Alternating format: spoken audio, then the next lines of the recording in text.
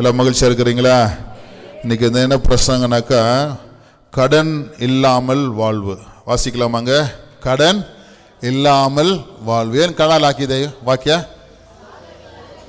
சாலவில்லாத பதுக்குவா பாலுவா? பதுக்கு. Okay, கடன் இல்லாமல் நம்ம வாழணும். அதான் பாருங்க, ஒரு கத்திரிக்கோளுக்கு பாருங்க, ஒரு அந்த இமேஜ் பாருங்க, கட் பண்ணுறது. இது கடன், இது நம்மளை மாட்டி வைக்கும். அதில் பண்ணுறது கட் பண்ணுறது. பைபிள் என்ன போதிக்குது அது நம்ம பார்க்கும் பொழுது வாசிக்கலாம். ரோமரின் புஸ்தகம் 13ஆம் அதிகாரம். இன்ட்ரோடக்ஷனாக மைக் அங்கே வைப்பா, எல்லாம் செல்லு கொடுங்க, மைக் வைங்க சொல்லினே இருக்கணும்ப்பா. வாரம் எந்த மைக் தராம இன்னும் கற்றுக்க மாட்டேங்கிறீங்கப்பா.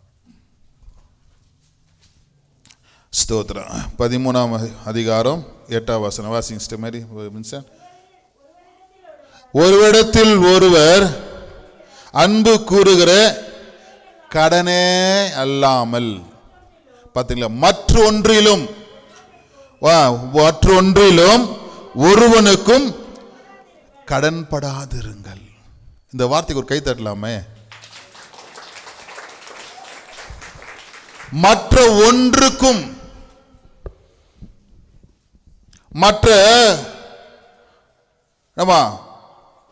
மற்ற ஒன்றிலும் ஒருவனுக்கு என்னவா? சொல்லுங்களேன், பேச மாட்டேங்கிறீங்களே. என்னவா? வாயில சொல்லுங்க, அப்பதான் கடன் பட மாட்டோம். என்னவா? சொல்லுங்களேன். கடன் படாதிருங்கள். பகல் கைப்படி சொல்லுங்க, கடன் படாதிருங்கள். நல்ல சொல்லுங்க பிரதர். டக்குன்னு கடன் வாங்குறத நிறுத்திடுங்க. இப்போ பேங்க்ல இருந்து நிறைய போன் வருது, கடன் தரோம், லோன் தரோன்னு. எவ்வளோ வட்டி தரோன்னு ஸ்பர்ஷம் சொல்ல மாட்டாங்க. இவ்வளோ வட்டி இருக்குதுன்னு எப்பவுமே சொல்ல மாட்டாங்க. வட்டின்றது மறைமுகமானது. ஃபஸ்ட்டு சொல்லுவாங்க 2%, 10%, 8% தான் சொல்லுவாங்க. அதுக்கு எவ்வளோ கூட்டி கழிச்சா நீ கேட்க மாட்டேங்கிறோம். அதுக்கு எவ்வளோ வட்டி இருக்குதுன்னு. இப்போ எப்பயுமே என்ன பண்ணுறோம்னாக்கா, நாங்கள் லோன் தரோம் சார் அப்படி தான் சொல்கிறோம். தவிர அது பின்னாடி எவ்வளோ வட்டி, எவ்வளோ லாஸ் ஒளிஞ்சிருக்குன்னு நம்ம தெரிய மாட்டேங்குது. அதெல்லாம் என்ன பண்ண, எல்லாரும் போயிட்டு சீக்கிரமாக லோன் எடுத்துடுறாங்க. லோன் எடுக்கிறது நல்லது. தேவை உள்ள பிஸ்னஸ் லோன் எடுக்கிறீங்களா, ஒரு பிஸ்னஸில் போட்டு அதுலேருந்து சம்பாரிச்சு லோன் கட்ட முடியுமான்னு பாருங்க. மாதந்தோறும் சம்பளம் வாங்கிங்களா, லோன் எடுத்து வச்சிங்களா, உங்களால் கட்ட முடியாது. மாதந்தோறும் சம்பளம் பத்தாது. லோன் எடுக்கிறது உங்களுக்கு புரியணும். எல்லாரும் லோன் எடுக்க, நானும் லோன் எடுக்கிறதுன்னு போகக்கூடாது. லோன் பண்ணுறது பிஸ்னஸ் பண்ணுறவங்களுக்கு தான் அது மேட்ச் ஆகும். அந்த பிஸ்னஸில் போடுவாங்க, முதலீடு போடுவாங்க, அதுலேருந்து எடுக்குவாங்க, கட்டுவாங்க. ஆனால் வேலைக்கு போகிறவங்க லோன் எடுக்கக்கூடாது, உஷாராக இருக்கணும். நீங்கள் லோன் எடுத்தீங்களா வச்சிங்களேன், சம்பளம் பத்தாது உங்களுக்கு. மாதந்தோறும் சம்பளத்தை நீங்கள் கணக்கு பண்ணி வச்சு நீங்கள் குடும்பம் நடத்தும் பொழுது கடத்தில் மாட்ட மாட்டீங்க. நீங்கள் நிறைய பேர் கடத்தில் மாட்டும் போது இந்த டிஃப்ரெண்ட் பார்க்கறதில்ல. அதனால தான் பைபிள் சொல்லுது, வாசிங்க வசனம். ஒருவிடத்தில் ஒருவர் மேல வாசிக்கலாமா? ஒருவிடத்தில் ஒருவர் அன்பு கூறுகிற கடனே அல்லாமல், அன்பு தான், கடனே இல்லாமல் மற்றொன்றிலும் ஒருவனுக்கு என்னவா? கடன் படாதிருங்கள். அப்பயே பிரச்சனை இருக்குது பாருங்க. அப்பயே விசுவாசிங்க. அந்த ரோமரில் இருக்கிற மக்கள் கடன் பட்டு எவ்வளோ கஷ்டப்படுறாருன்னு பவுல் காதுக்கு போய் அது சொல்றாரு. அன்புல மாத்திரம் கடன் வைங்க, வேற மற்ற ஒன்றிலும் கடன் படாதீங்க அப்படின்ற. அப்போ நிறைய காரியங்குது. பணம் இருக்கலாம், துணியாக இருக்கலாம், நிலமாக இருக்கலாம், ஏதோ தங்கமாக இருக்கலாம், பொருளாக இருக்கலாம், அதில் கடன் படாதீங்கன்ற. அப்படி இப்போ இந்த வசனம் நம்ம படிக்கணும். அதான் பைபிளை படிங்க, காலை ஏஞ்சோன்னு சொல்கிறது. படிக்கும் பொழுது ஒரு பென் எடுத்து வச்சுட்டு ரவுண்ட் பண்ணிக்கணும், அது ஒரு கோடு போட்டு வச்சுக்கணும். நம்ம பைபிள் படிக்காதனால, நிறைய வசனங்கள் தெரியாதனால நம்ம என்ன பண்ணுறோம், உலகத்தின் போக்கிலே போயிடுறோம். பைபிள் என்ன சொல்லுதுன்னு கொஞ்சம் கூட நம்ம யோசிக்க மாட்டேங்கிறோம். பசங்களையும் பைபிள் படிக்க வைக்க மாட்டேங்கிறோம். இப்போ அதில் பைபிள் ரொம்ப முக்கியம். பைபிள் சொல்லுது கடன் படாதிருங்கள். எல்லாம் சொல்லுங்க, கடன், சத்தமா சொல்லுங்க, கடன் படாதிருங்கள். 1 யோவான் 4ஆம் அதிகாரம், இன்ட்ரோடக்ஷன் இதெல்லாம் 4ஆம் அதிகாரம் 11ஆம் வசனத்தை வாசிங்க. பிரியமானவர்களே, தேவன் நம்மிடத்தில் அன்பு கூர்ந்து இருக்க நாமும் ஒருவரிடத்தில் ஒருவர், அன்பு தான் அவங்கள பார்த்தாலே நம்ம பேசுகிறாங்கப்பா, நம்மளுக்கு உதவி பண்ணுறாங்கப்பா. அந்த அன்பில் வர கடன் தான் இருக்கணுமா. யோவான், மூப்பனாகிய யோவான் எழுதுறாரு பாருங்க, விசுவாசிகளுக்கு எழுதுறாரு. இந்த யோவான் விசுவாசிகள் எழுதப்பட்டதான, பூர்ண விசுவாசிகள் எழுதப்பட்டதான சத்தியம். அப்போ விசுவாசிகள் என்ன பண்ணுனாக்கா, நீங்கள் அன்புக்குரிய கடன் தான் பெறணும். பணம் கடன் வாங்கினா, நகை கடன் வாங்கினாக்கா, நிலக்கடன் வாங்கினாக்கா மாட்டிக்குவீங்க. பழைய ஏற்பாட்டில் கூட ஆண்டவர் இஸ்ரேல் மக்கள் என்ன சொல்றாரு தெரியுமா? வாசிங்க, உபாகம் புஸ்தகம் 28ஆம் அதிகாரம் 12ஆம் வசனம். உபாகம் 28:12. உபாகம் 28:12. ஏற்ற காலத்தில் மழை பெய்யவும்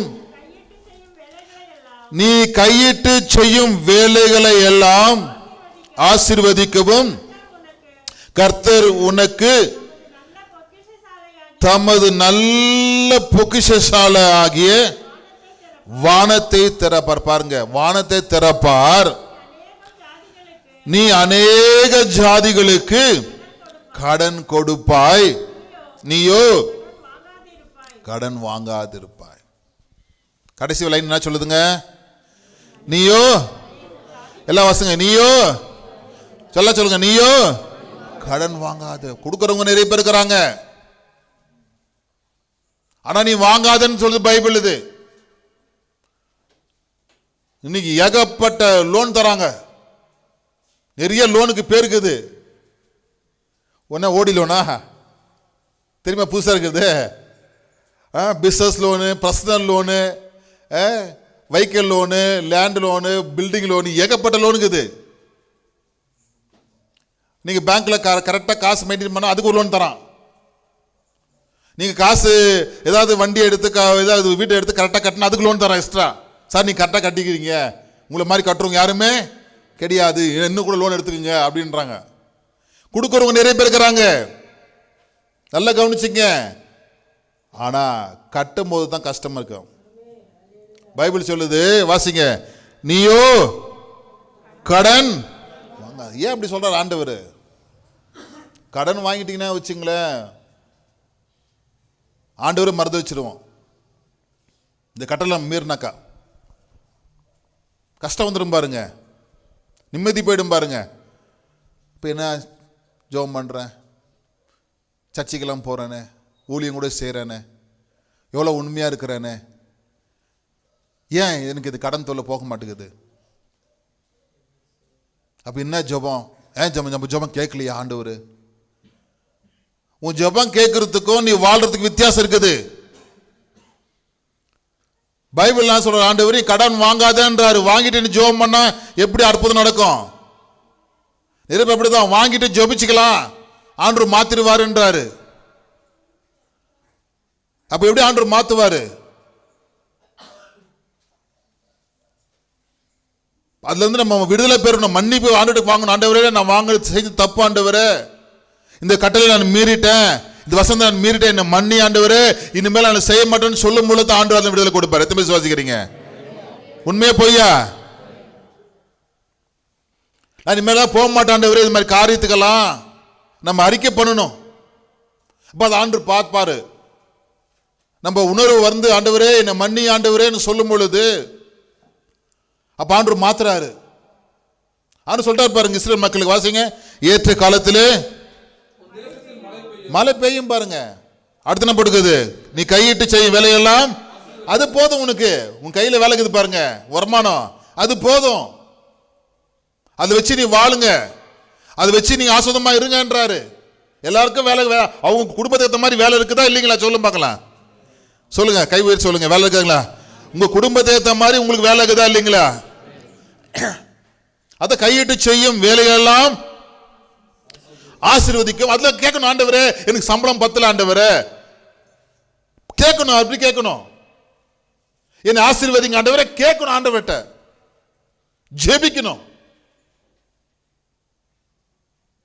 பொண்ணா கூட பக்கத்தில் லேண்ட் இருக்குது, வந்துச்சு சர்ச் பக்கத்தில் லேண்ட் வாங்கும்போது, சார் லேண்ட் இருக்குது சார்னு 50 லட்சம் மேலே சொல்கிறாங்க. நான் கடன் வாங்க முடியும்? 50 லட்சம் 50 லட்சம் நான் கடன் வாங்க முடியுமா? இல்லை, சர்ச்சு பக்கத்தில் தான் இருக்குது, அது வாங்கினா நல்லா தான் இருக்கும், சீக்கிரம் சர்ச்சு கட்டிட்டு போயிடலாம். நம்ம 50 லட்சம் நம்ம எனக்கு கட்ட முடியுமா?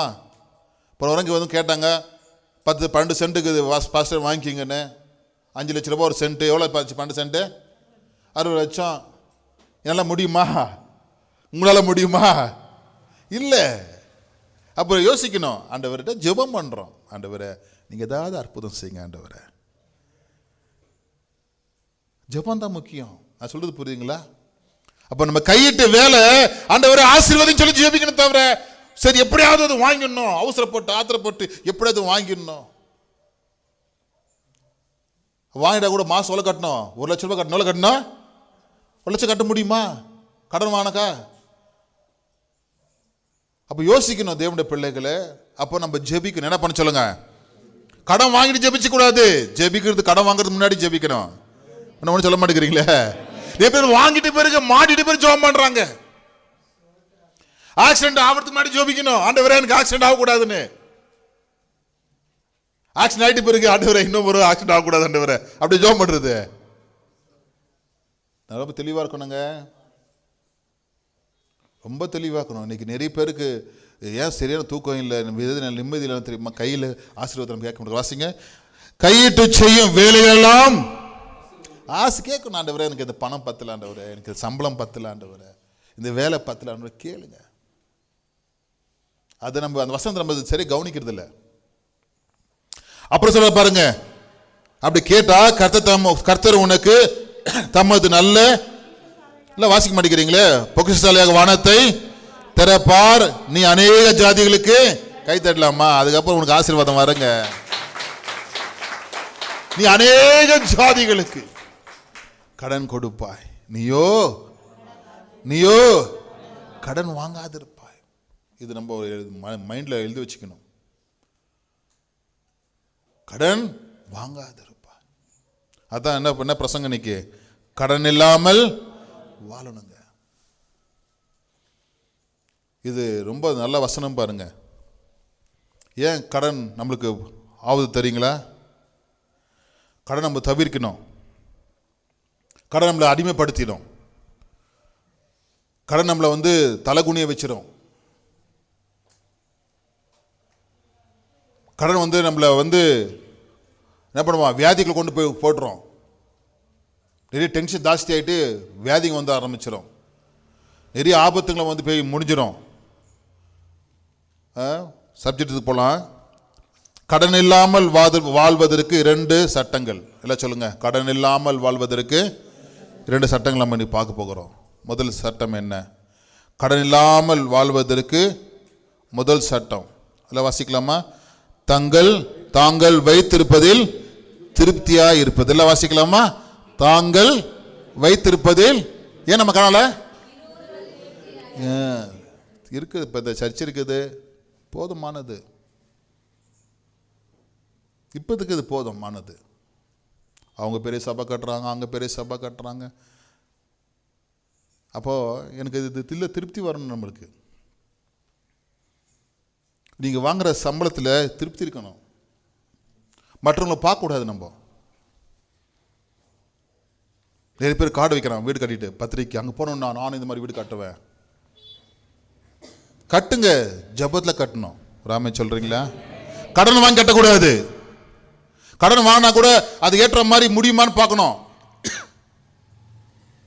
அத வாசிங்க. தாங்கள் வைத்திருப்பதில் திருப்தியா இருக்கிறது.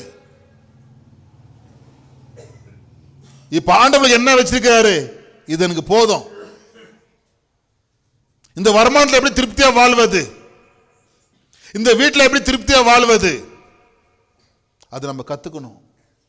திருப்தி இல்லை கட்டினா வச்சுங்களேன், பேராசை வந்துச்சுனாக்கா நம்ம கடன்காரன் ஆயிடுவோம்.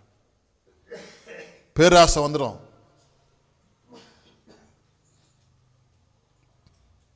இன்னைக்கு பொருள் வாங்குறது தெரியுமா? எப்படி பொருள் வாங்குறோம்? இந்த ஃபோனு 10,000னாக்கா அவன் 15,000 ரூபாய் சார், 10,000 ரூபாய் ஆஃபர் சார்ன்றான். அது சொல்றது புரிஞ்சு? எவ்வளோ விலை இது? ஆனால் என்ன சொல்றாங்க அவங்க? 15,000 ரூபாய் சார், 5,000 ரூபாய் தள்ளுபடி பண்ற ஆஃபர் சார். அப்போ நம்மளுக்கு என்ன வருது? 5,000 ரூபாய் மிச்சம் ஆகுது. நம்ம என்ன நினைக்கிறோம்? 5,000 ரூபாய் நம்மளுக்கு தள்ளுறாங்க, தள்ளுபடி தராங்களே. இன்னைக்கு அப்படித்தான் இன்னைக்கு உலகத்துல பிசினஸ் நடக்குது. எத்தனை பேர் நம்புறீங்க? உண்மையா இல்லையா? உண்மையா இல்லை சொல்லுங்க சிஸ்டர், பிரதர்ஸ். அப்ப நம்மளுக்கு ஆசை தூண்டுறாங்க. ஆசையை தூண்டும் பொழுது நம்ம என்ன பண்றோம்? கடத்துல பணம் இருக்கும், ஒருவேளை வேற எதுக்கு வச்சிருப்போம், அல்லது போதுமானதா ஒரு பொருள் நம்ம இருக்கும், உடனே அதை மாத்துவாங்க பாருங்க, கடனா மாறும். ஆசையை தூண்டி விட்டுருவாங்க. அதான் பேராசை. நமக்கு ஃபர்ஸ்ட் நம்மளுக்கு பேராசை ஏற்றுவாங்க உள்ள, நம்முடைய மனசை உடைப்பாங்க.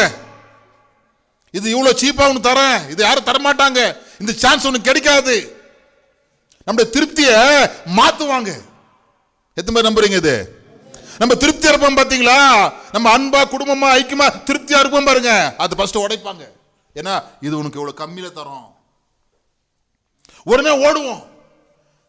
யார்கிட்ட பணம் வாங்கலாம், எங்க வாங்கலாம், எப்படி வாங்கலாம், எதை பண்ணலாம். வாசிங்க வசனம், பிலிப்பியர் 4:12. இதுக்கு வசனம், ஃபர்ஸ்ட் பாயிண்ட் வசனம், பிலிப்பியர் 4:12. தாழ்ந்திருக்கவும் எனக்கு தெரிஞ்சுக்கணும். நம்ம இது பிலிப்பியர் 4:12. கொஞ்சம் சீக்கிரமா எடுங்களேன், ரொம்ப லேட்டா எடுக்கிறீங்க. உங்களை பார்க்கும் பொழுது வாசிங்க சிஸ்டர். பவுல் சொல்றார் பாருங்க, தாழ்ந்திருக்கவும் எனக்கு தெரியும். என்னவா? வாழ்ந்திருக்கவும் எனக்கு தெரியும், எவ்விடத்திலும் எல்லாவற்றிலும். கை தட்டலாமா அந்த வார்த்தைக்காக சத்தமா? எல்லாவற்றிலும், எல்லாவற்றிலும் திருப்தியா இருக்கணும். இந்த போன் வாங்கி 4 வருஷம் ஆயிடுச்சு. எவ்வளவு வருஷம் ஆயிடுச்சு? எதுக்கு பார்த்தேன், 4 வருஷம் ஆயிடுச்சுன்னு. போதும், எனக்கு திருப்தியா இருக்குது, எனக்கு 4 வருஷமா யூஸ் பண்றேன். இப்போ 11 16 வந்துருச்சு. என்ன வந்துச்சுங்க? வந்துச்சலே 16 வந்துருச்சுப்பா, எப்படியாவது வாங்கிடணும். 4 வருஷம் ஆயிடுச்சு. இப்போ இது நல்லா தான் இருக்குது. இது நிறைய ஊழியம் செய்து பாருங்க. இன்னைக்கு எல்லாம் போட்டோ அப்டேட் பண்றது, வீடியோ அப்டேட் பண்றது, எல்லாம் இது வேலை தான். சண்டே கிளாஸ் ஊழியம் எல்லாம் இதுதான் அப்டேட் பண்றோம். எவ்வளோ வருஷம் போனது? 4 வருஷம் ஆயிடுச்சு. வாங்கின காசு கரெக்டாக இது உழைச்சிக்குது. இது அப்போ எவ்வளோ இதுல முதலீடு போட்டோமோ அவ்வளோ உழைச்சிருச்சு இந்த போனு. இப்போ இது திருப்தி இருக்குது. போதும், இன்னும் எவ்வளோ வருஷம் பார்க்கலாம். இல்லைங்க, ரொம்ப பழசாயிடுச்சு போன, இது உடனே மாற்றணும். மாற்றலாம். பணம் இருக்குதா? பணம் தான் மாற்றலாம். இதுதான் நம்ம திருப்தி இல்லாமல் வாழ்றது. இது ரொம்ப பழசாயிடுச்சு. இது நம்மளால யூஸ் பண்ண முடியாது, நம்மளே நினைச்சுக்கிறது. பைபிள் சொல்லுது, திருப்தியா இருக்கவும். என்னவா? எல்லாம் வாசிக்க மாட்டேங்கிறீங்களே, எல்லாம் சொல்லுங்களேன். பட்டினியா இருக்கவும், பரிபூர்ணம் அடையவும், குறைவுபடவும். கை தட்டலாமா? போதிக்கப்பட்டிருக்கிறேன். இந்த வசனம் மனப்பாடம் பண்ணி வச்சுக்கங்க. திருப்தியா வாழுகிற ஒரு எண்ணம் நமக்குள்ள இருந்தாக்கா நம்ம ஆரோக்கியமா இருக்கலாம். நீங்க உலகம் சொல்லுது, யார் கடன் இல்லையோ அவன் தான் பணக்காரனா. காசு இருக்கிற பணக்காரன் இல்ல. யாரு கடன் இல்லாம இருக்கிறோம் அவங்க தான் யாரு? சொல்ல மாட்டேங்கிறீங்களே, சத்தமா சொல்லுங்களே. பணக்காரங்க. நீங்க 1 லட்சம் ரூபாய் சம்பளம் வாங்குற பணக்காரன் நினைச்சுக்காதீங்க. கையில 10,000 தான் வாங்குறாங்க. வீடு லோனு, கார் லோனு, அந்த லோனு, இந்த லோனு போயிட்டு எவ்வளவு வாங்குறாங்க? 10,000 தானே. நீ 10,000 ரூபாய் சம்பளம் வாங்கி 10,000 ரூபாய் அழகா வச்சிருந்தா அதே நீ தான் பெரிய ஆளு. ராமன் சொல்ல மாட்டேங்கிறீங்களே. திருப்தியான வாழ்க்கை சொல்லுங்கம்மா. என்ன வாழ்க்கை? திருப்தியான வாழ்க்கை இருக்கணுங்க. ஆண்டவர் இதை கொடுத்திருக்காரு, நான் ஜெபம் பண்றேன், ஆசீர்வதிப்பார். அந்த எண்ணத்தை கொண்டு வாங்க. தாழ்ந்திருக்க கத்துக்குங்க, உயர்ந்திருக்க கத்துக்குங்க, பரிபூர்ணமா இருக்க கத்துக்குங்க. உங்க பிள்ளைகளை ஸ்கூல்ல சேர்க்கும் பொழுது ஆகட்டும், இது ஆகுமா முடியுமா பாருங்க. இன்னொரு வருஷம் கூட வாசிக்கலாம். 1 தீமோத்தேயு 6:8 6 கூட வாசிங்க. 6 வாசிக்கலாம். 6ஆம் அதிகாரம் 6ஆம் வசனத்திலிருந்து. போதுமென்ற மனதுடனே கூடிய, போதுமென்ற மனசு, அத திருப்தி. எனக்கு இது போதும். இப்ப சொன்னேன், இப்போ இது 4 வருஷமா யூஸ் பண்றேன், மாற்றும் போது கர்த்தர் இது ஃபுல்லாக மோசம் ஆகிட்ட பிறகு அது ஒரு ஆண்டு முயற்சி தருவார், உதவி செய்வார், ஏதாவது அற்புதம் செய்வார்.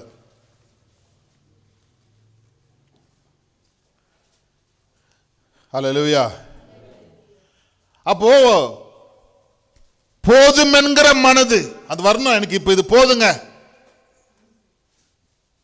கூடிய தேவபக்தி மிகுந்த ஆதாயம். 7 வசங்க. உலகத்தில் நாம் ஒன்றும் கொண்டு வந்ததும் இல்லை, இதிலிருந்து நாம் ஒன்றும் கை தட்டலாமா? இது வார்த்தைக்கு ஒண்ணு கொண்டு வர போறது. நீ சேர்த்து வைக்க என்ன பண்ண போற? கடன் வாங்கி சம்பாரிச்சு சந்தோஷமா சேர்த்து வை. பிள்ளைகள் பரவாயில்ல, நீ கடன் மேல கடன் வாங்கி சேர்த்து வைக்காத. கடன் வாங்குறியா? பிசினஸ் பண்றியா? அதான் சொல்றேன்னு. பிசினஸ் பண்றீங்களா? பணம் வருதா? கட்டுறதுக்கு வாய்ப்பு இருக்குதா? வாங்குங்க. மாத சம்பளத்தை வச்சு உங்களால முடியாது. உங்களால நல்லா நினைச்சுக்கீங்க, மாத சம்பளத்தை வச்சு முடியாது. பெரிய அமௌண்ட்லாம் நீங்க எடுத்து கட்ட முடியாது. சம்பளம் ஒரு நாள் குறைஞ்சிடும், ஒரு நாள் வேலை இல்லாம போகும், டக்குன்னு லோன் நின்னுக்கும், வட்டி ஜாஸ்தி ஆயிடும். அப்போ போன் நம்ம சுவிட்ச் ஆஃப் பண்ணணும், இல்ல ஊரை விட்டு காலி பண்ணணும். நிறைய பிரச்சனை வந்துருது. அதான் யோசிக்கணும், ஜெபிக்கணும், அதான் பாஸ்டர் வந்து கேட்கணும். இந்த பணம் வாங்க போற ஆண்டவரே, இந்த பணம் செய்ய போற ஆண்டவரே, எல்லாம் முதியவர்கள் எல்லாம் உங்க குடும்பத்து பெரியவங்க எல்லாம் சர்ச்சில் இருக்கிற மூப்பர்கிட்ட கேட்கணும். ஒருவேளை பாஸ்டர்கிட்ட பேசுறது வைக்கப்பட்டிருந்தாலும் சர்ச்சில் இருக்கிற மூப்பர்கிட்ட கேட்கணும். பைபிள்லாம் படிக்கிறாங்க பாருங்க, ஜெபம் பண்றாங்க பாருங்க, அப்படிலாம் கேட்கணும். ஐயா இப்படி இருக்குது, இப்படிலாம் உங்களுக்கு வாழ்க்கை அனுபவம் இருக்குதான் கேட்கணும், கேட்டு செய்யணும். ஒரு 3 பேர்ட்ட கேட்கும் பொழுது ஆண்டவர் பேசுவாரு. கீழே வாசிங்க, 7 வசனம் 8 வசனம் வாசிங்க. உண்ணவும் உடுக்கவும் நமக்கு உண்டால் கை தட்டலாமா? சத்தமா என்ன உற்சாகமா? பைபிள்லாம் போதிக்குது. ஃபர்ஸ்ட் உண்ண சாப்பிட்றதுக்கு, அடுத்த என்ன பண்ணுங்க போடுறதுக்கு இருந்தா போதுன்றாங்க. சேர்த்து வச்சு கடன் வாங்கி சேர்த்து வச்சு நீ டென்ஷன் ஆகி நீ கஷ்டப்பட்டு நீ ஏன் சாக போற? அப்படி என்ன அப்படி பண்ண போற? நீ சாப்பிட்டு துணி போட்டு சந்தோஷமா வாழன்னு பைபிள் போதிக்குது. திருப்தியா இருந்து போதும், பரலோகம் வந்து சேரு. உனக்கு அங்க ஆலயத்தை வீடு கட்ட வச்சுக்கிற, உண்மையில உங்க கட்ட முடியலையா? அங்க வந்து சேரு. நீ கட்ட கூட எவ்வளவு வாழ போற? உங்க பசங்க கேஸ் தான் போட போறாங்க. எங்க அண்ணனுக்கு, எங்க தம்பிக்கு, எங்க தங்கச்சிக்கு 3 பேர் கேஸ் போய் போலீஸ் அடிப்பாங்க ஒரு வீட்டுக்கு. உண்மையா இல்லையா? நீ கடன் பண்றது இல்லாம யார் நிக்க வைக்கிறீங்க? பொலிட்டிஷன்ல பிள்ளைங்களை நிக்க வைக்கிறீங்க. அது பிள்ளைங்க நாளைக்கு என்ன பண்ணும்? ஒரு வீட்டுக்காக கேஸ் போட்டுன்னு இருப்பாங்க. அப்படித்தான் பாசமா வீட்டில் இருக்குது. அதை சொல்றேன். அவங்க அண்ணி அவங்க எல்லாம் என்ன பண்ணாங்க? இது பண்ணுகிறாங்க. சம்பந்தவங்களெல்லாம் என்ன பண்றாங்க? எனக்கு உரிமை இருக்குது, எனக்கு சொத்து பங்குக்குது அப்படின்னு. தேவனுடைய பிள்ளைகளே, நாட்கள் போகும் பொழுது என்ன நடக்குன்னு தெரியாது. அதான் பைபிள் சொல்லுது, வாசிங்க. அது 8 வசனம். உண்ணவும் உடுக்கவும் போதுமானது. என்ன சொல்ல பார்க்கலாம்? தங்கள் வைத்திருப்பதில் திருப்தியாயிருப்பது, பேராசை இல்லாமல் இருப்பது. ஒருவேளை இன்னைக்கு இந்த பிரசங்கம் நீ கடன் இல்லாம இருக்கலாம், ஆனா கடத்துக்கு போக கூடாதுன்ற எச்சரிக்கிற வார்த்தையா இருக்கலாம். எனக்குலாம் ஒண்ணும் இல்லப்பா, நான் கடனே இல்லை, நல்லது, சந்தோஷம். ஆனா இந்த வார்த்தை நீ மனசுல வச்சுக்கோ. இல்லப்பா அதெல்லாம் எனக்கு நான் அப்படிலாம் பட்டவும் இல்லை, பாஸ் எனக்கு என் பிரசங்கம் பண்றான்னு நினைச்சிக்காதீங்க. நாளைக்கு உனக்கு பேராசை வச்சு உனக்கு கடத்துக்கு கூட்டு போகும்பொழுது இந்த வார்த்தை உங்க ஞாபகம் வரும், நீ தப்பிக்கப்படுவாய். ராமை சொல்ல மாட்டேங்கிறீங்களா சத்தமா? ஹல்லேலூயா. எபிரேயர் 13:5 வாசிக்கும் பொழுது வாசிங்க. எபிரேயர் இதுக்கு ஃபர்ஸ்ட் பாயிண்ட் வசனமே எபிரேயர் 13:5.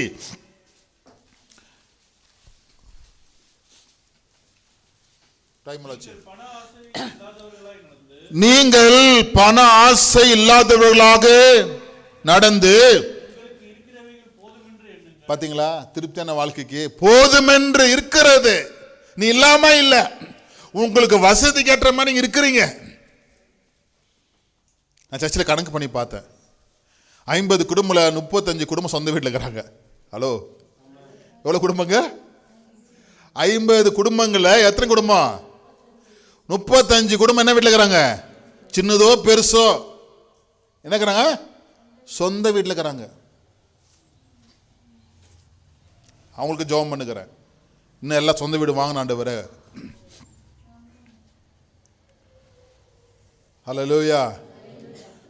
எவ்வளவு பெரிய ஆசீர்வாதம் பார்த்தீங்க. அதை நம்ம பார்க்கறது இல்லை. அது போதும் என்று எண்ணுறது இல்லை. வாசிங்க, இருக்கிறதே போதும் என்று எண்ணுங்கள், நான் உன்னை விட்டு விலகுவதும் இல்லை என்று அவர். போதாதா? ஆண்டவர் கூட இருக்கிறாரு. ஆண்டு காட்டில் என்ன பெரிய ஆசீர்வாதம் இருக்குதுங்க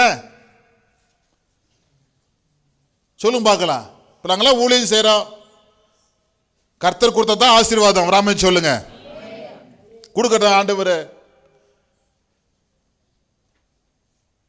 அது மாதிரி வந்துடணும். பண ஆசை வாசிங்க, நீங்கள் பண ஆசை இல்லாதவர்களா நடந்து உங்களுக்கு இருக்கிறவர்களை போதும் என்று எண்ணுங்கள், நான் உன்னை விட்டு விலகுவதில்லை. உன்னை ஆசை வந்துருச்சுன்னா வச்சிங்களேன், கடன் ஜாஸ்தி ஆயிடும். ஆசையை குறைக்கணும். பக்கத்து பார்த்து சொல்லுங்க, ஆசைகள்லாம் குறைங்க, கடன் இல்லாமல் வாழுங்க. ரெண்டாவது பாயிண்ட் போவோம்,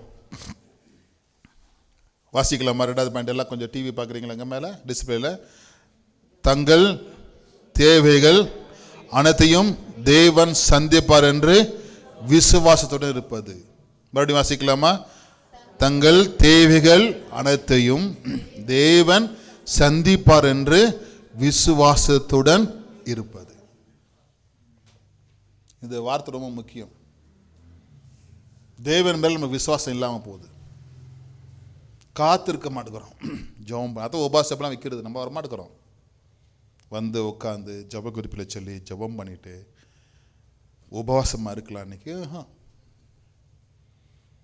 ஏன் வியாதி வருது? சுகரு ஏன் பிபி? ஒரு வேலை கூட உபாசங்கிறது இல்லை, வெள்ளிக்கிழமை உபாசங்கிறது இல்லை, மாதத்துக்கு ஒரு நாளும் ஒரு 8 மணி நேரம் 6 மணி நேரம் உபாசமாக இருக்கிறது இல்லை, ஒரு 12 மணி நேரம் உபாசமாக இருக்கிறது இல்லை. ஒரு காலத்தில் உபாசமாக இருந்தோம், இப்போ உபாசம் இல்லை. காலைல டிஃபன் சண்டை, இட்லி தரியா, சப்பாத்தி தரியா, லெமன் ரைஸ் தரியா, சண்டை.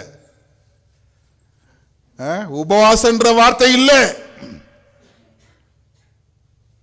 உபாசத்தில் வந்து ஜெபம் பண்ணி ஆண்டவர்கிட்ட இதெல்லாம் நம்ம மாற்றிக்க மாட்டேங்கிறோம். வாசிங்க வசனம், வாசிங்க, தங்கள் தேவைகள் அனைத்தையும் தேவன் சந்திப்பார் என்று விசுவாசமா இருக்கிறது இல்லை, அவசரப்படுறது. கொஞ்ச நேரம் பொறுக்கலாம், இருங்க, ஜெபம் பண்ணலாம். அது இல்லவே இல்லைங்க. தேவன் எனக்கு செய்வார் என்ற எண்ணம் போயிடுச்சு. நம்மளே இன்னைக்கு சீக்கிரம் ஓடி போய் ஆண்டவர்கிட்ட இருந்து புடுங்கணும், இல்லைன்னா ஆண்டவர் தரலன்னா நம்ம வேற போய் வாங்கிக்கணும். அதுதான் நம்ம கடத்தில் மாட்டிக்கிறோம்.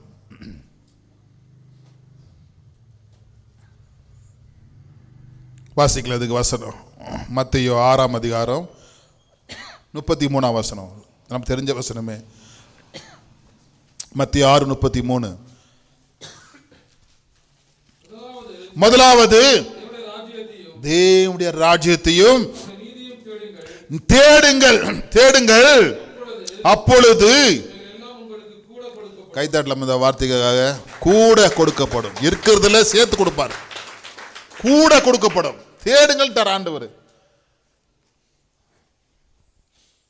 தேடுறது நம்ம குறைஞ்சி போச்சுங்க. இன்னைக்கு ஜபம் 2 ஹவர் இல்லை, இன்னைக்கு 1 மணி நேரம் கூட ஜபம் இல்லை. பைபிள் ஒரு அதிகாரம் கூட படிக்க மாட்டேங்கிறோம். சபைக்கு ஒழுங்கா வர மாட்டேங்கிறோம். சபையில் இருக்கிற எல்லா கூட்டங்களும் கலந்துக்கிறது இல்லை இப்பெல்லாம். அப்ப எப்படி தேடுவோம் நம்ம? கொஞ்சம் மழை பெஞ்சா எல்லாம் ஆப்சண்ட், மழை பெஞ்சா வேலைக்கு போயிடுறோம், மழை பெஞ்சா ஸ்கூல் போறோம். ஆனா மழை பெஞ்சா சர்ச்சுக்கு வர மாட்டேங்கிறோம். என்னப்பா உண்மையா இல்லைங்களா? சொல்லுங்க. ஆனா ஸ்கூல் 8 மணி நேரம், வேலை 8 மணி நேரம், 10 மணி நேரம், சர்ச்சு 1 மணி நேரம் தான். அந்த 1 மணி நேரம் சர்ச்சுக்கு கூட மழை வந்துருச்சு. இப்படிலாம் இருந்தா எப்படிங்க ஆண்டு நம்மளை ஆஸ்வதிப்பாரு? 1 மணி நேரம் சபைக்கு வரத்துக்கு நீ மழைன்னு பார்த்தாக்கா எப்படி ஆண்டவர் உங்க ஆண்டவர் உங்க ஆசீர்வாதத்தை கூட கூட்டி கொடுப்பாரு? வாசி வசனம், தெரிஞ்ச வசனம். முதலாவது தேவன் ராஜ்யத்தையும் மனப்பாடம் சொல்லுங்களேன், அவருடைய நீதியும் தேடுங்கள், அப்பொழுது எல்லாம் உங்களுக்கு. தேடுறதுல குறைஞ்சி போயிட்டங்க, உழைக்கிறதுல அதிகமாயிட்டோம். கம்பெனியில் போய் ஒலன்னு உழைப்போம். 8 மணிக்கு ஒரு 6 மணிக்கு விட வேண்டிய கம்பெனி 8 மணிக்கு தான் போகணுன்னாக்கா ஓகே சார்ன்றோம். ஆமாம் 8 மணிக்கு மட்டும் உழைக்கிறோம் சார், இருக்கிறோம் சார், இந்த வேலை முடிச்சு கொடுத்துருப்போனா இருக்கிறோம். அது சர்ச்சில் முடிச்சுட்டு ஒரு ½ ஜோம் பண்ணிட்டு போங்க. இன்னைக்கு இப்போ சொல்கிறேன் உங்களுக்கு எல்லாத்துக்கும் 7:30 மணிக்கு போகாதீங்க, 1 மணி நேரத்துக்கு ஜோம் பண்ணிட்டு போங்க. இருப்பீங்களா? மனசாட்சி சொல்லிட்டு பேசுங்க. இப்போ நான் உங்களுக்கு சொல்லிட்டேங்க, எல்லாரும் 8:30 தான் போனோம், 7:30 மணிக்கு சர்ச்சு முடியுதுங்க. எல்லாரும் அங்கங்கே அப்படியே உட்காந்து 1 மணி நேரம் அழுத்து ஜோம் பண்ணிட்டு போங்க அப்படின்றேன். செய்வீங்களா? அது கம்பளை செய்யறோம் இல்லையா? இந்த வேலை முடிச்சுட்டு போயா சார், 5-6 மணி ஆச்சு சார், வீட்டுக்கு போகணும் சார், சார் 10 மணி ஆச்சு சார், 12 மணிக்கு போ, இந்த வேலை முடிச்சுட்டு ரைட்டு. 12 மணிக்கு எப்படியோ மலையிலையோ பைக்லையோ குழுலையோ பஸ் ஆட்டோ பிடிச்சி வராங்களே. சர்ச்சை நம்மளுக்கு அவ்வளோ கஷ்டம் கொடுக்குதா? சபா நம்மளுக்கு எப்படியாவது அவ்வளோ கஷ்டம் கொடுக்குதா? 12 மணிக்கு மீட்டிங் முடிச்சுக்கிறோமா? 8 மணிக்கு மீட்டிங் 8:30 முடிக்கிற இல்லையா மீட்டிங்கு? ஒரு நாளாவது பத்திரிக்கை அனுப்பிச்சுக்கிறோமா? ஆனால் கம்பளை பத்திரிக்கை அனுப்புகிறாங்களே, 2 மணிக்கு அனுப்புகிறாங்களே, 12 மணிக்கு அனுப்புகிறாங்களே. அப்போ ஆண்டவர் பார்ப்பார் இல்லையா டிஃப்ரென்ஸு? நீ அவர்கிட்ட எப்படி இருக்கிற, கம்பெனியில் எப்படி இருக்கிறன்னு பார்க்குறாரு இல்லையா? எப்படி உன்னை ஆண்டவர் உங்களை எப்படி ஆசீர்வதிப்பார்? உலகத்தில் ரொம்ப உண்மையாகவும் ஆண்டவர்கிட்ட போலியாமல் இருக்கிறது. ஹலோ, நான் சொல்கிறது புரியுதுங்களா? அவன் சொன்ன உடனே செய்கிறது, பைபிள் சொன்னால் செய்கிறது இல்லை. வசனம் வாசிங்க, இப்போ புரியும் பாருங்க. முதலாவது தேடுங்கள், கூட கொடுக்கப்படும். அப்ப தேடுறது குறைஞ்சி போச்சு. அந்த டிஃபரெண்ட் பாருங்க. உலகத்துல எவ்வளவு கஷ்டப்பட்டு எவ்வளவு உழைக்கிறோம், ஆலயத்துல வந்து நம்ம எவ்வளவு நேரம் ஜெபிக்கிறோம், எவ்வளவு நம்ம இருக்கிறோம், ஆண்டவர் தேடுறதுல எவ்வளவு இருக்கிறோம். அல்ல குடும்ப ஜெபம் எவ்வளவு நேரம் பண்றீங்க வீட்டுல? குடும்பத்தில் எவ்வளவு நேரம் உட்கார்ந்து முட்டி போட்டு ஆண்டவர் தேடுறீங்க? அப்ப எப்படிங்க ஆசீர்வாதம் கிடைக்கும்? எப்படி கடன் மாறும்? எப்படி கடன் ஆண்டு விடுதலை கொடுப்பாரு? இன்னொரு வசனம் வாசிக்கலாம். பிலிப்பியர் 4:19.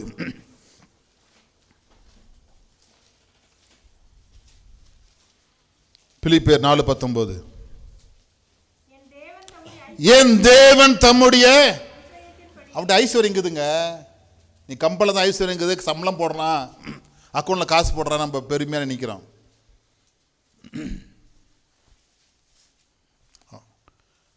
தேவன் ஐஸ்வர்யங்குது. நானும் பாருங்க இவ்வளோ வருஷமா ஊழியம் செய்கிறேன். தேவன் ஒரு நாள் என்னை கைவிட்டதில்லை. என் தேவையை சந்திச்சு கொண்டு தான் இருக்காரு. எத்தனை பேர் விசுவாசிக்கிறீங்க? அல்லேலூயா.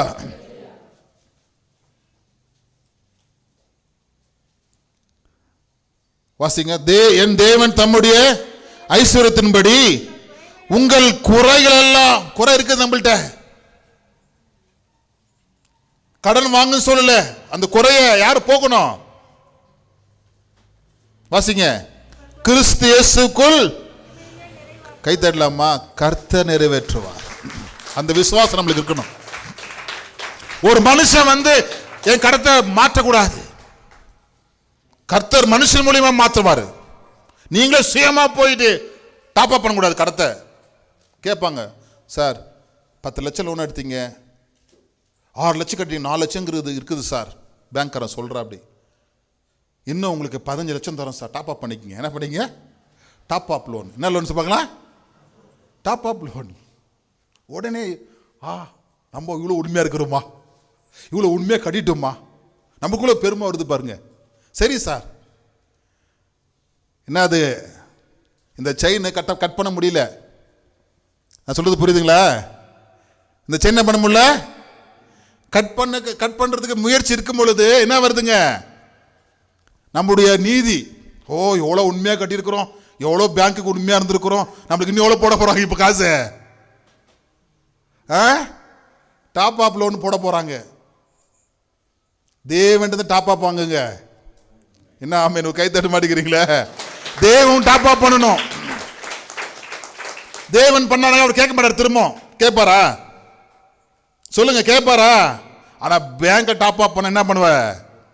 கண்டிப்பா 3வது மாசம் பைக் வந்து நிற்கும். 10 பேர்ட்ட கேட்பான், சார் இவங்க விடுங்க சார், இவங்க விடுங்க சார். என்ன சார், அவர் லோன் கட்டல சார், லோன் கட்டல சார். தெருவே மான எடுப்பான். உண்மையா இல்லையா? ஆனால் ஆண்டவர் எப்படின்னா செஞ்சிருப்பார். அப்படி தேவன் எப்படியாவது செஞ்சிருக்காரா? ஏன் அந்த வசனம் வாசிங்க 4:19 புரியும் பாருங்க. என் தேவன் தம்முடைய ஐஸ்வரியத்தின்படி உங்கள் குறைகளை எல்லாம் கிறிஸ்து இயேசுக்குள் மகிமையிலே நிறைவேற்று. கை தட்டலாமா? மகிமையில நிறைவேற்று. கஷ்டத்தை மாத்துவாருங்க. ஜெபம் பண்ணுங்க, ஆண்டவர் தேடுங்க தேடுங்க. போன வாசம் மலையில மீட்டிங் நிறுத்திட்டேன். ஒரு 4-5 பேர் தான் ஃபோன் பண்ணி, ஏன் பாஸ்டர் மீட்டிங் வச்சுங்க கேட்டேன். மற்றவங்களாம் ஒரு ரெஸ்பான்சிபிள் இல்லை. ஏன் பாஸ்டர் நான் மலையில் வரவும் பாஸ்டர் இந்த மாதிரிலாம் அப்படி பண்ணாதீங்க பாஸ்டர் ஒருத்தர் சொல்கிறோங்க இல்லை. வா விட்டா போச்சுரா மீட்டிங்கு, விட்டா போச்சுரா மீட்டிங்கு. எப்பா தேடுறதுல ரொம்ப லாஸ்ட்டில் இருக்கிறோங்க. ஆனால் தேவன் நம்மளுக்கு கொடுக்கறதுல ஃபர்ஸ்ட்டில் இருக்கிறாரு. எத்தனை பேர் விசுவாசிக்கிறீங்க? போட்டுது பாருங்க, நம்மளுக்கு குறை இருக்குது, குறை இல்லாமல் இல்லை. நீ தேடும் பொழுது கர்த்தர் குறையெல்லாம் நிறைவாக்குகிறார். கைத்தட்டி கர்த்தரை மகிமைப்படுத்தும். ஹல்லேலூயா. அதுக்காக நீ டாப் அப் பண்ணாத, கடன் வாங்காத, கஷ்டப்படாத, கண்ணீர் வெடியாத. அவரை பாரு, வேத சர்ச்சில் வந்து ஜெபம் பண்ணுங்க, மணிக்கணக்கானது ஜெபம் பண்ணுங்க. என் தேவைகள்லாம் நைட்டில் நான் ஜெபம் பண்ணி ஆண்டவர்கிட்ட பெற்றுக்கொள்கிறேன். நைட்லலாம் எனக்கு தேவை, நைட்டில் ஜெபம் பண்ண காலைல ஆண்டவர் யார் மூலியமாக அற்புதம் செய்கிறார். ஹல்லேலூயா. கல்லான் இழுத்துக்கிட்டு உடைக்கிறார். ஆண்டவர் ஏதோ ஒரு நன்மைகளை செய்கிறார். எவ்வளோ சாட்சி சொல்லலாம், டைம் ஆகுது. அதனால் அவங்க சொல்கிறவங்க தேவனுடைய பிள்ளைகளே, என்ன கடன் இல்லாமல் ஒரு வாழ்வை தேர்ந்தெடுக்க, ஒரு மாட்டிட்டாக்க ஜெபம் பண்ணுங்க, ஆண்டு சம்பவத்தில் மன்னிப்பு கேளுங்க, உபவாசம் இருங்க. ஒரு நாள் ஃபுல்லாக உபவாசமாக இருங்க. சனிக்கிழமை அடுத்த வாரம் பாருங்கள், ஃபுல்லாக உபவாசமாக இருங்க.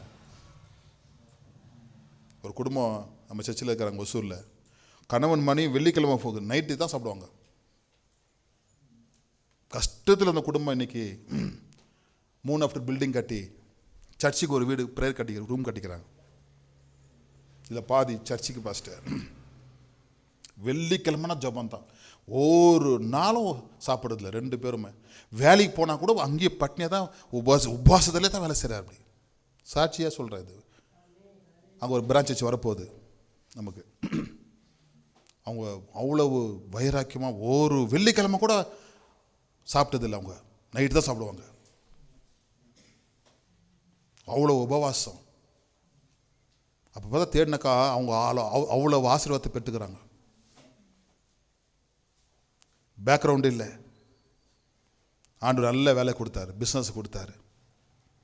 5 பேர் 6 பேர் பிஸ்னஸில் சம்பளம் தராரு. ஆனால் உபாசத்தை விடல. போன வெள்ளிக்கு நானும் பாஸ்டர் போயிருந்தோம்.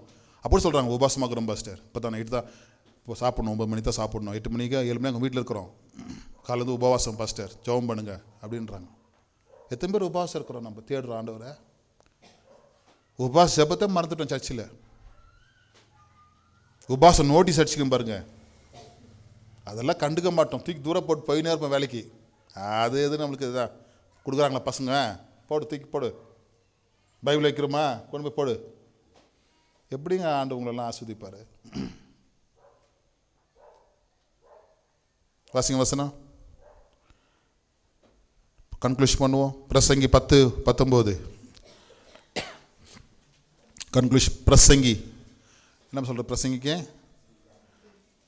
எக்லாசிஸ்மா விருந்து சந்தோஷத்துக்கு என்று செய்யப்படும் களிப்பாக்கும். பைபிள் பாருங்க, பணம் தேவைன்னு சொல்லுது உங்களுக்கு, உங்களுக்கு பணம் வேணும்னு சொல்லுது, ஆனால் கடன் வேணான்னு சொல்லுது. பணம் வேணும்னு சொல்லுது, அவன் என்ன வேணான்னு சொல்லுதுங்க, கடன் வேணான்னு சொல்லுது. பணம் உங்களுக்கு வேணும், சம்பாதிங்க, சேர்த்து வைங்க, என்ன பண்ணுங்க, நல்லா சாப்பிடுங்க, துணி போடுங்க சொல்லுது. ஆனால் கடன் வாங்காதீங்கன்னு சொல்லுது பைபிள். அதான் நீங்கள் பிரசங்கம். நல்லா தேவனுடைய பிள்ளைகளே, நல்ல கான்செப்ட் புரிஞ்சுக்கிங்க. அப்படி லோனு கடன் வாங்குறதா பிஸ்னஸ் பண்ணுறீங்களா பாருங்க, மாத சம்பளத்தை வச்சுட்டு கடன் வாங்க போகாதீங்க. இருக்கிறதே போதுமென்று எண்ணுங்க, திருப்தியாக வாழுங்க, சந்தோஷமாக இருங்க, குடும்ப ஜெபம் பண்ணுங்க, ஆண்டு கொடுத்ததுக்கு நன்றி சொல்லுங்க. அல்ல சொல்லுவோமா? அதே நமக்கு போதுமானது. எல்லாம் எழுந்து நிற்போமா? ஆண்டு நல்ல ஒரு வார்த்தை கொடுத்துருக்காரு. ஃபர்ஸ்ட் பாயிண்ட் என்னங்க? தங்கள் வைத்திருப்பதில் திருப்தியாக வாழ்வதை தங்கள் தேவைகள் அனைத்தும் தேவன். இப்போ கூட கடன் இருந்தாக்கா ஜெபம் பண்ணுங்க, தேவையை சந்திப்பார். எனக்கு கூட நிறைய தேவைகள் இருக்கிறது. எல்லாம் ஆண்டவர் பாதத்தில் தான். ஊழியத்துக்கு போக ஓடுறேன், ஊழியத்தில் ஜெபங்கள் நடத்தும் பொழுது கர்த்தர் தேவையை சந்திக்கிறார். ஹல்லேலூயா. நன்றி ஆண்டவர். ஒவ்வொரு நாளும் தேவையை சந்திக்கிறார். எல்லாம் நன்றி சொல்லலாமா? ஆண்டவரே, என் கடன் எல்லாம் மாறட்டும். கடன் வாங்க மாட்டேன் என்று முடிவு எடுங்க. இந்த வசனங்கள்லாம் எழுதி வைங்க.